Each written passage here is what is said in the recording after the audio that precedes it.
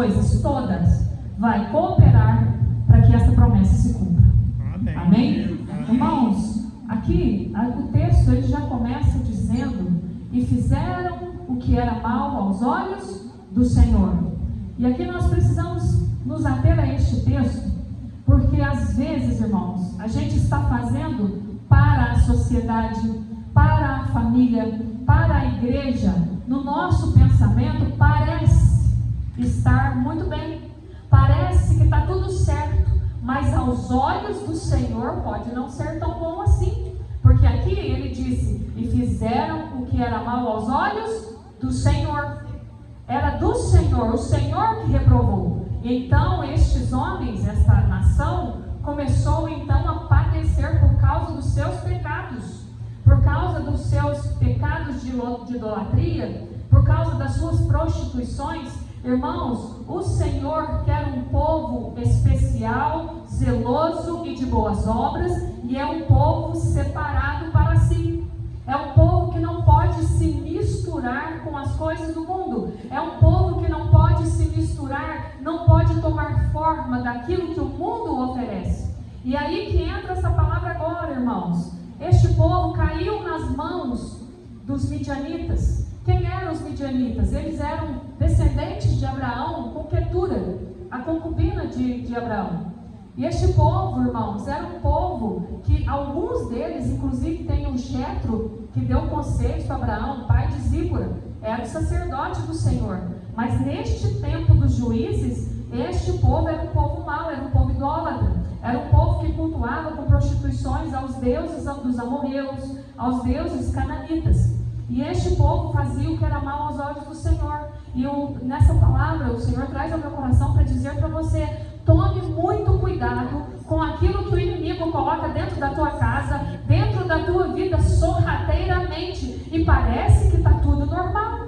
Nós estamos num mundo hoje que tudo está normalizado. Pai contra filho, filho contra pai, está normalizado. Existem muitas coisas hoje que a mídia, que a sociedade, que a cultura está normalizando, mas para Deus é pecado ainda. Deus não mudou os seus princípios, Deus não mudou a palavra de Deus. Irmãos, a palavra de Deus permanece para sempre. Há quem diga que nós estamos no tempo da graça e acha que por estarmos no tempo da graça, nós podemos fazer de tudo com libertinagem. Muito pelo contrário. No tempo da graça, irmãos, nós fazemos e nós não vamos ter desculpa para os nossos pecados, porque nós conhecemos a Cristo e Ele nos mostrou o caminho. Jesus nunca disse: não faça isso, não faça aquilo. Jesus disse: entra por mim, entra pela porta e siga o caminho que eu te mostro. Ele é o caminho, Ele já abriu a porta. Ele é a porta e é por Ele que devemos andar. É por Ele que devemos caminhar em total obediência. Irmãos, às vezes o Espírito Santo vai dizer para você não. Ah, mas para o outro pode, mas para você não. Sabe por quê? Porque o Senhor conhece as tuas inclinações. O Senhor conhece o teu interior. Ele sabe aonde você pode ir, aonde você pode entrar, o que você pode ver e o que você pode ouvir. Tem coisas que para o outro vai poder e você não vai poder. Então tem que ter sensibilidade ao ouvir o Espírito Santo te conduzindo na terra. Irmãos, e nesta noite, irmãos, aqui está o Gideão.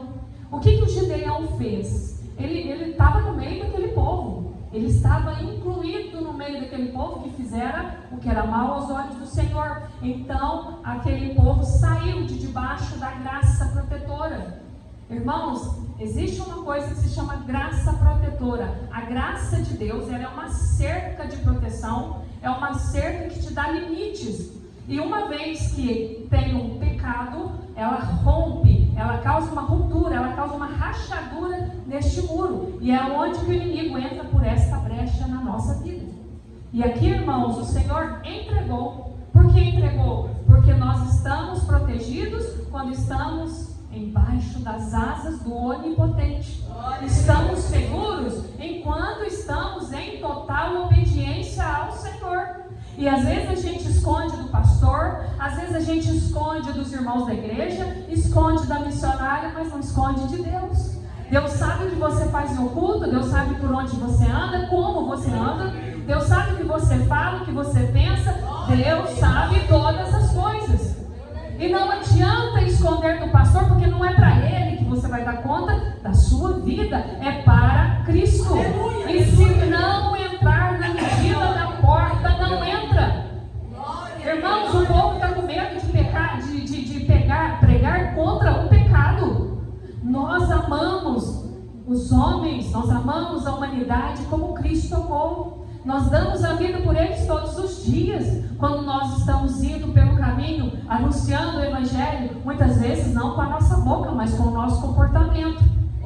Irmãos, é por isso que nós somos luz, fomos acesos como luz sobre esta cidade, e esta casa aqui é uma candeia que foi acesa, e aqui é uma cidade fortificada, a qual o Senhor vai encher estes bancos, e vai ter dia que não terá lugar para sentar. Hoje são poucos os que se assentam aqui, mas diz o Senhor: prepara o ministério, prepara a tua casa, prepara a doutrina, prepara a coisa, porque vai encher.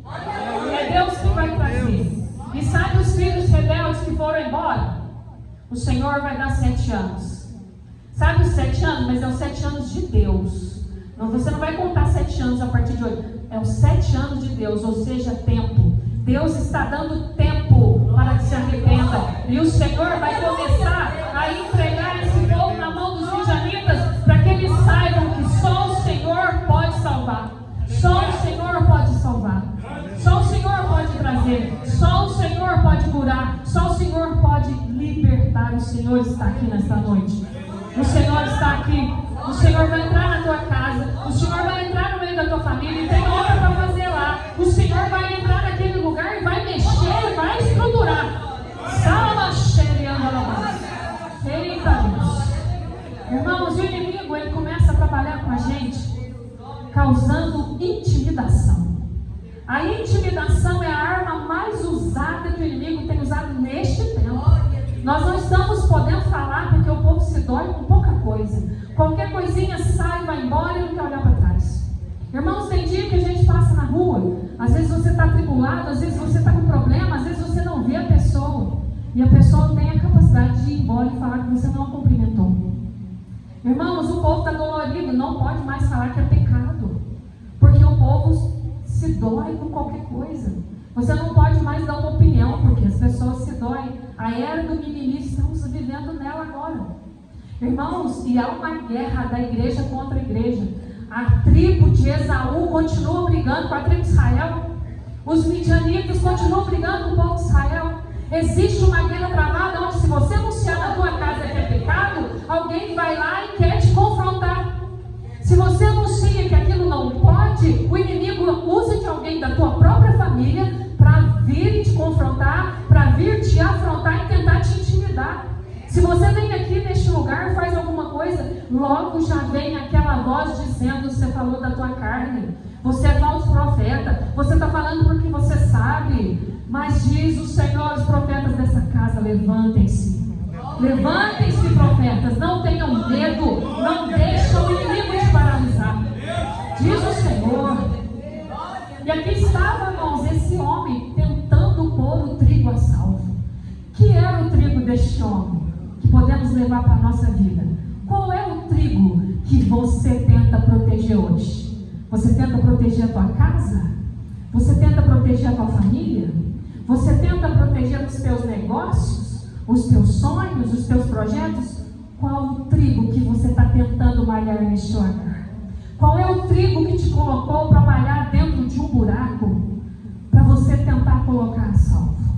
Amedrontada, com medo de um trigo ser perdido, porque ele disse nessa palavra que os midianitas adentravam aquela terra e roubavam a colheita e deixavam aquele povo miserável. Irmãos, o inimigo tenta roubar a nossa colheita, que a gente planta com lágrima, mas a palavra de Deus diz: aquele que semeia com lágrimas voltará colhendo seus olhos com alegria. O inimigo não vai ter poder de roubar a tua colheita. O Senhor está paralisando hoje o teu inimigo, que tem tentado roubar a tua colheita, tem lutado para te intimidar, para dizer que você não consegue, para dizer que você não tem capacidade, para dizer que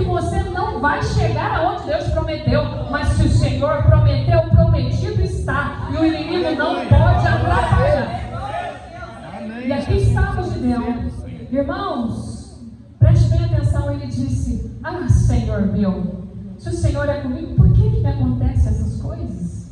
Senhor, se eu sou crente, por que isso acontece na minha casa?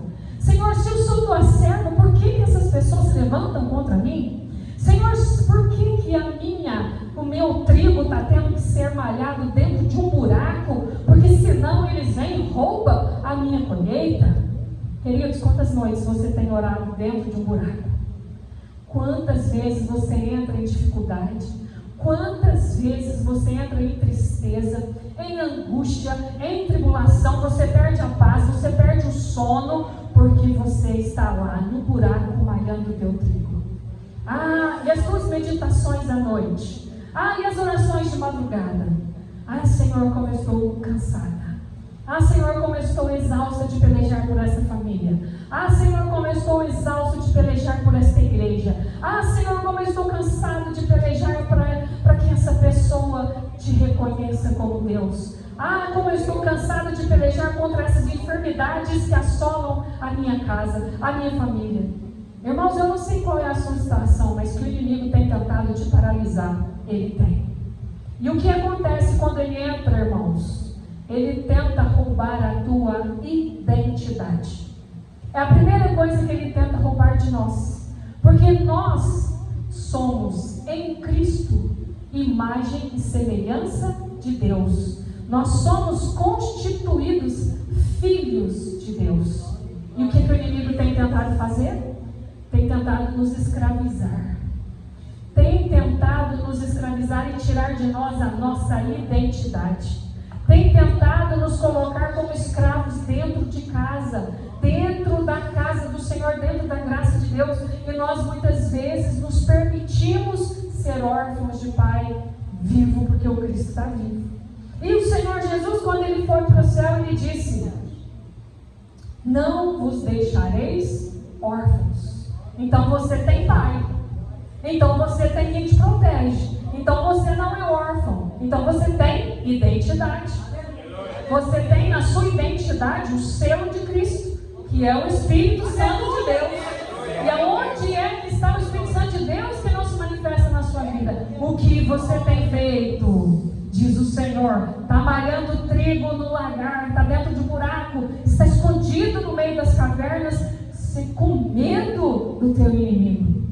E aqui também, irmãos, acontece, perdendo a identidade, vem a dúvida: será que eu estou mesmo em comunhão com Deus? Será que Deus me ama mesmo? Será que Deus tem um plano mesmo na minha vida? Será que foi Deus mesmo que fez aquela promessa? Será que é Deus que está neste negócio? A gente fica paralisado. E aqui Gideão, ele está nesta situação. E o que acontece quando nós perdemos identidade? Nós ficamos paralisados e vem a autopiedade. E é isso que o Senhor fala para nós não termos. Sabe quem é que tem autopiedade? O que ele é? Ele é vítima. Ele é vítima. E o que é uma vítima? É aquela que está sofrendo um ataque e ele fica imobilizado, ele não consegue sair. Uma vítima, ela fica paralisada, ela não pode reagir. Quando vem uma pessoa sequestra a outra, ela não tem como sair, ela fica paralisada, ela é a vítima. Mas em Cristo Jesus você deixou de ser vítima para ser autoridade. Queridos, preste atenção nessa palavra. Você não é vítima mais, você agora é autoridade. Aonde você entra, o demônio tem agora. Você reina, você é autoridade na terra. Se você entra num determinado lugar, se tiver em guerra, você leva a paz. Se tiver em desgraça, você leva a graça. Se tiver perdido, você acha. Porque você é a autoridade de Deus na terra. E a natureza, irmãos, ela está esperando a manifestação dos filhos. Por que, irmãos? Existem tantas catástrofes, tantas. A natureza, ela foi deixada por Deus para servir ao homem. Para servir. Ela nos dá o fruto da terra. Ela vem, ela nos abençoa com chuva. Ela nos abençoa com o sol. Mas o inimigo, irmãos, com a queda do homem, passou a exercer influência sobre a natureza. Mas quem é que é a autoridade e pode barrar o inimigo? Eu e você. E quando tem uma chuva muito pesada, com autoridade, se levante e paralisa a chuva. Se tem guerra na tua família, se levante, põe o demônio para correr, porque alguma coisa está acontecendo lá dentro. Tem brecha lá, tem uma ruptura. O inimigo vai se andar até entrar. Mas você, que é intercessor da tua casa, você que é autoridade, você vai lá e fecha a ruptura. Fecha. No provérbio está escrito: há um tempo de rasgar, mas há também um tempo de costurar. Há um tempo de derrubar as edificações. E há um tempo de edificar. E é esta missão que o Senhor deu para Jeremias. Você tem poder para isso, te dou de autoridade. Então você derruba o castelo do diabo e levanta os muros da graça. Você tira os rasgos, os panos velhos do inimigo, e você vai lá e costura e faz um tecido novo e tudo fica bom. Irmãos, e aqui vem também junto com isso, com a falta de identidade, com a autopiedade, vem também a escassez.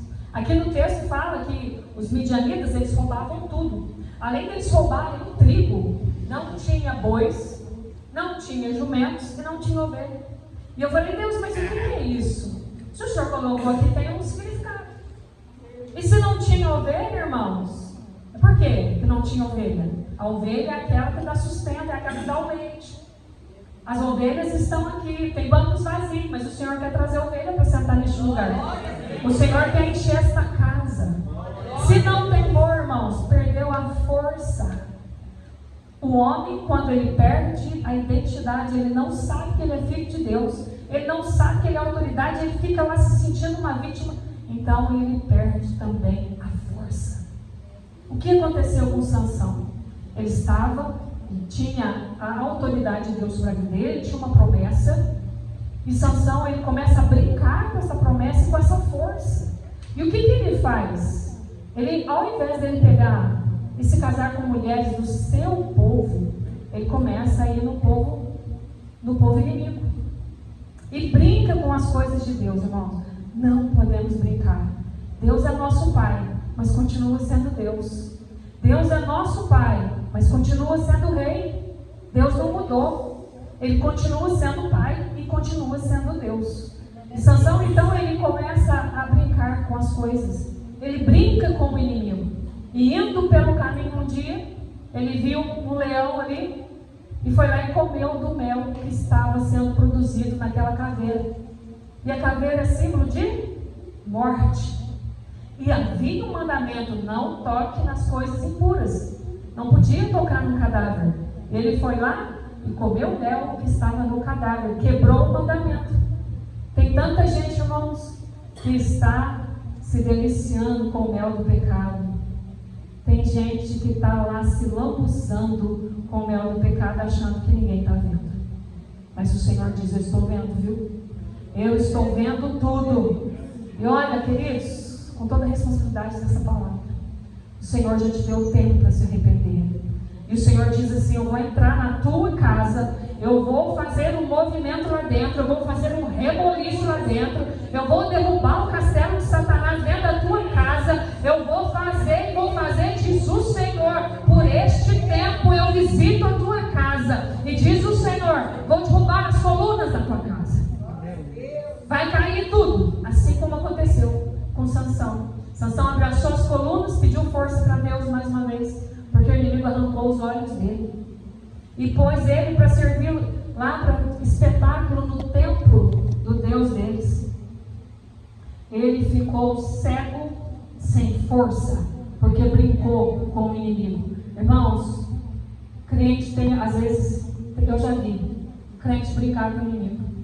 O inimigo, irmãos, não cansa, não dorme, ele não tem cansaço como nós, ele não se distrai, ele não brinca, ele quer tragar vidas. E por isso ele tem investido pesado, tentando fazer com que percamos a nossa identidade, tentando fazer com que percamos a nossa autoridade. E sabe o que ele faz quando ele pega a nossa autoridade e ele rouba ela de nós? Ele usa contra nós. Ele usa a autoridade que era nossa contra nós. Foi o que o diabo fez com Adão. O diabo foi lá, pegou a autoridade, induziu Adão ao erro, pegou pegou a autoridade dele e agora usa contra ele. E se não fosse Cristo na nossa vida, a gente já teria sido tragado também. É porque Deus é misericordioso e nós aceitamos o convite de Deus para nós servirmos na terra. Irmãos, e aqui, olha só o que causa a escassez. A escassez de palavra, de conhecimento, a escassez espiritual, a escassez de amigos, a escassez de relacionamento. A palavra de Deus diz assim, olha, o Senhor é o teu pastor, de nada sentirá falta. Não pode ter escassez. Se o povo de Deus tem escassez, tem pecado. Se o povo de Deus tem escassez, é porque está em pecado. Tem alguma brecha, aí tem que fechar, tem que passar e costurar o que foi rasgado. Irmãos, a escassez leva a pessoa ou a ser avarenta, chama espírito de escassez. Sabe quando você tem uma infância muito difícil? Aí quando você cresce um adulto doente. Aí ou é muito gastão, ou então é muito pão duro. Ou então quer deixar a geladeira cheia, quer comprar e comprar e comprar. Ou então não quer comprar nada, vai lá com aquelas moedinhas e tem para comprar. Mas fica segurando de medo de perder. Espírito de escassez. A pessoa fica carente. A pessoa fica confusa, ela nem sabe quem ela é mais. Qual é o papel dela na igreja, qual é o papel dela na sociedade. A pessoa fica totalmente confusa. Existem algumas pessoas que são exibicionistas. Vocês já viram aquelas pessoas que querem chamar a atenção? Pessoas que querem aparecer e elas fazem de tudo para aparecer. Às vezes elas põem uma roupa muito curta. A mulher, quando está muito carente, elas põem muita roupa curta. Quanto mais curta, mais carente ela está. Ela quer aparecer para alguém. Ela não é suprida nas suas necessidades. Existem também aquelas pessoas que são vaidosas. As vaidades, irmãos, elas não se apresentam somente no corte de cabelo, não. Existem pessoas que são vaidosas de coração, não perdoa, não ama, não cede. Pessoas que não voltam atrás nos seus caminhos. Pessoas orgulhosas. Pessoas que não gostam de pedir perdão de jeito nenhum. Pessoas que não reconhecem. Irmãos, e quando eu estava vindo para cá, o Senhor falou comigo assim, tem muito pouco homem aqui, né? Mas o Senhor falou e eu vou falar. Existem homens que na rua é uma bênção, dentro de casa é o demônio. 30% das mulheres evangélicas sofrem abuso de autoridade em casa. 30% é um número muito alto, não era para ter nem 1%, porque nós somos tratados. Tem mandamento para todo mundo. E nós estamos vivendo também na era do feminismo. O inimigo está entrando com as suas ideologias na nossa vida. Ele está colocando mulher contra o marido. Mulheres que querem roubar a autoridade do marido. Mulheres que querem apitar mais dentro de casa, não é? Mulheres que querem ser as tais. Irmãos, a autoridade do homem é inquestionável. Ele é a autoridade sobre as mulheres. Assim como nós nos submetemos à autoridade do pastor, à autoridade de um policial, a gente é submisso. Isso não nos faz menores. A gente é submisso ao marido. E submissão não é obediência cega. Submissão é você ajudar ele a cumprir a missão dele. E a missão do homem é difícil. Ele vai ter que prestar conta para Deus depois. A mulher estava lá no jardim com Adão para ajudá-lo. A gente faz o papel do Espírito Santo, sabia? Nós somos as ajudadoras. O Espírito Santo é Ebenezer, não é? Ebenezer, ajudante, ajudador. E nós somos ajudadores. Muitas vezes a gente ganha uma guerra de joelhos e não falando. Muitas vezes a gente vê a transformação do nosso marido de joelhos, orando e não falando. E por fim, irmãos, promiscuidade. Promiscuidade tem entrado no meio da igreja. Pessoas que aqui levantam a mãozinha, adora, Mas quando vai para casa, vai ver revistas pornográficas, vai ver pornografia na internet. Às vezes vem camuflado aqui, fala que é uma coisa, não é? Irmãos, eu vou pregar, tá, pastor? A igreja, para ser livre, irmãos, ela tem que ouvir. A palavra de Deus diz assim, ó: o meu povo perece por falta de conhecimento. Conhecimento não é Deus que dá, é você que busca, é você que estuda, é você que procura. Sabedoria e entendimento é Deus, é a parte dele, mas o conhecimento é nós que buscamos. E a igreja está recebendo infiltrados, pessoas que vêm aqui já para fazer uma pessoa cair mesmo, cair em adultério, cair em fornicação. Tem gente que é enviada para isso, e nós precisamos denunciar esse espírito de Jezabel na igreja. E sabe quem que denuncia os espíritos de Jezabel na igreja? É os profetas. Viu, irmãs? Profetas. Compete aos profetas denunciar. Aí denuncia para quem? Para o líder. E o líder toma as providências. É assim que funciona. Os profetas é a autoridade profética de Deus. Os profetas, irmãos, eles são a trombeta de Deus. E quando eles veem o inimigo vindo de longe, de 2 em 2, a palavra de Deus diz: tocai a trombeta. E é isso que o Senhor nos diz, para tocarmos a trombeta, para nós não acontecer com a gente o que aconteceu aqui, ó. Enfiar em cavernas com medo, enfiar no meio dessas covas. E outra coisa que o Senhor traz no meu coração para falar para você: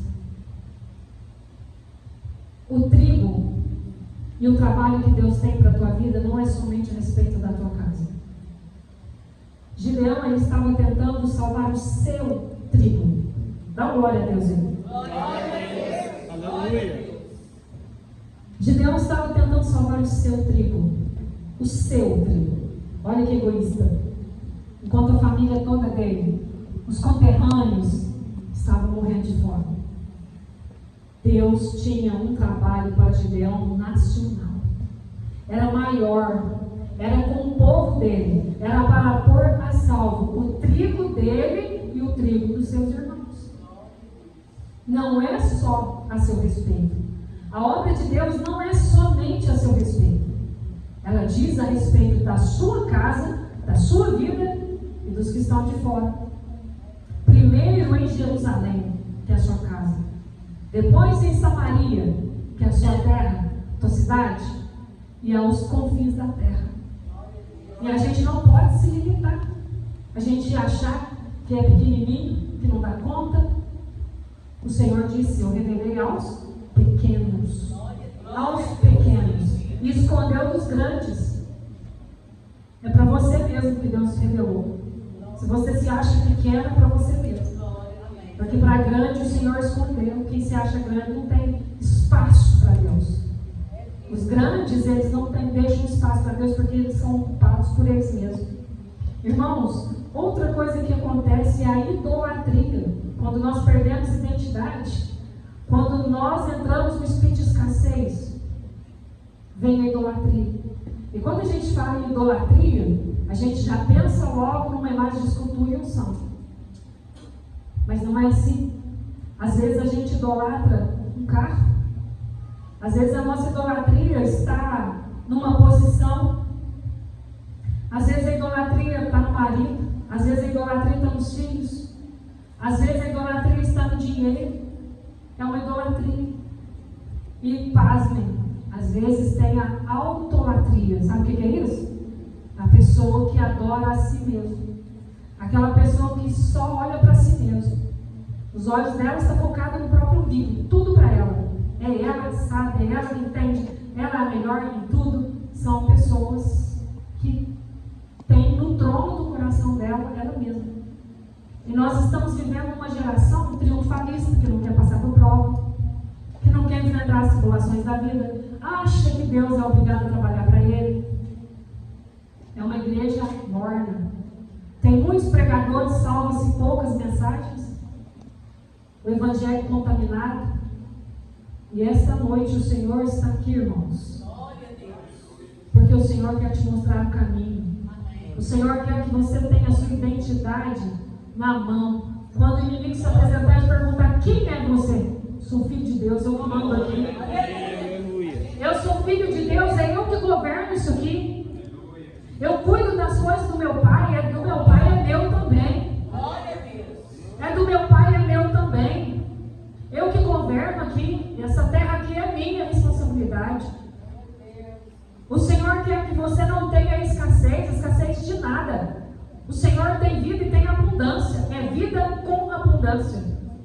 O Senhor quer que você busque conhecimento. Conhecereis a verdade e a verdade os libertará. O meu povo perece por falta de conhecimento. Comece a estudar as Escrituras. Comece a ler, comece a pesquisar. Aleluia, aleluia, Deus. Oh, glória. Irmãos, o pecado é a legitimidade para a ação do inimigo. Porque com o pecado ele rouba a autoridade da pessoa. E aqui o Senhor levantou Gideão e disse: vai nessa tua força. Aí ele pergunta: Senhor, se o Senhor é conosco mesmo, por que nos sobreveio isso? Olha o que ele fez, a audácia que ele teve de fazer a pergunta. Será que ele não sabia que o povo estava em pecado? Por que isso nos sobreveio? O Senhor está mesmo na nossa vida? E cadê as maravilhas que os nossos pais contavam? Por que não estou vivendo uma maravilha? Por que eu não estou vivendo um milagre? Se não estou vivendo um milagre é porque está acontecendo alguma coisa, que Deus não vive de coisas velhas. Eis que as coisas velhas já são passadas. Pare de viver de milagres antigos. O Senhor quer que você viva de fé em fé, de valor em valor. O Senhor quer que você tenha um milagre todo dia para contar. O Senhor é o mesmo, quem mudou foi nós, irmãos. Quem mudou, quem transformou a coisa foi a gente, e fizemos de maneira errada. E nós vamos aprender hoje. Quando Daniel estava lá no cativeiro, ele viu que ficou um período de 70 anos. Deus trabalha com ciclos, viu? É um período de 7, um período de 70. Depende do peso do pecado. E Daniel ficou ali 70 anos na Babilônia. Até que ele falou: olha, o profeta Jeremias falou que nós íamos ficar aqui 70 anos. Já deu. Aí o que ele fez? Ele orou. E ele pediu perdão pelo pecado dele, pelo pecado dos pais dele e pelo pecado do povo dele. Todo dia eu vou te ensinar um segredo. Quando você for orar, peça perdão a Deus pelos seus pecados, pelos pecados da sua ascendência, do seu pai, avô, tataravô, e pelo povo de Deus, pela sua nação. Se arrependa pela sua nação, se arrependa pelo seu povo, pela sua igreja, por você mesmo, pela sua casa. Se arrependa pelos pecados. A palavra de Deus diz assim: se o meu povo, que se chama pelo meu nome, orar, clamar a mim e se arrepender dos seus pecados, eu virei e sararei a terra. Se Deus não sarou o Brasil ainda, a culpa é nossa. Se Deus não moveu ainda, a culpa é nossa. Não estamos orando da maneira certa. Pedis e pedis mal e não recebeis, porque vocês pedem para os vossos próprios deleites. É isso que o Senhor nos ensina na sua palavra. Talvez não fosse essa palavra que você quisesse ouvir hoje, mas é a que você precisa. Sabe por quê? Porque hoje você aprendeu que você tem identidade. Hoje você aprendeu que você precisa costurar os pecados lá da tua casa e fechar a brecha. E a brecha se fecha com confissão de pecados e arrependimento. Mesmo que não seja seu. Você é o intercessor. Você é que vai costurar a casa lá. É você que vai costurar a tua cidade. É você que vai pôr os demônios para correr na tua cidade. É você que é autoridade. A responsabilidade é tua. Você não é mais vítima. Agora você é autoridade. E é no cativeiro. Você vai lá no cativeiro retirar as pessoas que estão lá. Tem gente cativa nas drogas, tem gente cativa nas enfermidades, tem gente cativa nas feitiçarias. E precisa de você, homem e mulher, para ir tirar eles das mãos do diabo, porque um dia alguém tirou você. E Deus está te chamando para arrependimento e para mudança de vida. Irmãos, quer ver mudança de vida na tua casa? Não dá para continuar com os mesmos hábitos. Mudança tem que ter mudança de comportamento para você ter resultados diferentes. Se o comportamento continua do mesmo jeito, não vai ter resultados diferentes. É os mesmos resultados. Tem que tentar coisa nova. E Deus vai te dar estratégia. Sabe qual foi a estratégia que Deus deu aqui para Gideão? Ó, você junta aí o povo e vamos ver quem que vai. Aí ele chamou as tribos. Tinha um monte de gente. Aí o Senhor falou, vamos provar esse povo aí para ver se eles estão prontos mesmo. Aí mandaram eles, falou, quem tem medo pode ir embora. Já foi mais da metade. Gente covarde. Que não podia ir. Não podia. Irmãos, que fica do teu lado somente os que são valentes. Porque Deus vai tirar os covardes da sua vida. Deus vai tirar os covardes. Não dá para batalhar com gente covarde. Não dá. É melhor só com 300 para que seja valente. É que seja com pouco, mas que seja valente. Primeira prova. Os covardes foram embora. E Deus vai tirar covardes, viu? Da tua vida. Os que estão te cercando, que estão te atrapalhando, que é aqueles medrosos, vai tudo embora. Não assusta, não. A hora que começar a ir embora, você fala, a palavra falou que ia mesmo. Vai, vaza. E aí foi feita a segunda prova. Mandou eles beber água. Aí uns deixaram a espada de lado e foi beber água. Aí já saiu mais um tanto, foi embora. Porque eram imprudentes. Irmão, soldado de batalha espiritual fica com a mão na espada e a outra fica ali para pelejar. Ou para fazer muro ou para beber água. Lá no livro de Neemias você vê eles fazendo muro com uma mão e na mão da espada na outra. É assim que pessoas trabalham. Os cristãos ficam com a mão na espada mesmo. E vou falar, tem que dormir com a espada ali, ó, prontinha para ser arremessada. O inimigo trabalha. Lembra que eu falei do Sansão? Que ele foi lá e casou com uma mulher, começou e ela cortou o cabelo dele? Sabe qual que é o nome dessa mulher? Dalila. Sabe o que significa Dalila? Sacerdotisa de Lilith. Sabe quem é Lilith? É um principado da alta magia. Age nos abortos, age nas mulheres, causando guerra, destruindo mulheres, causando divisão no casamento, destruindo o casamento. É um principado que atua no Brasil. Olha onde que ele foi enfiar a colher de pau dele. Olha onde que ele foi mexer. Glória a Deus, glória a Deus. E nós precisamos acordar. Não estamos num tempo de baixar a guarda. Nós estamos num tempo de levantar as espadas. Amém. Amém. De quebrar o vaso, sabe? Quebrar o coração.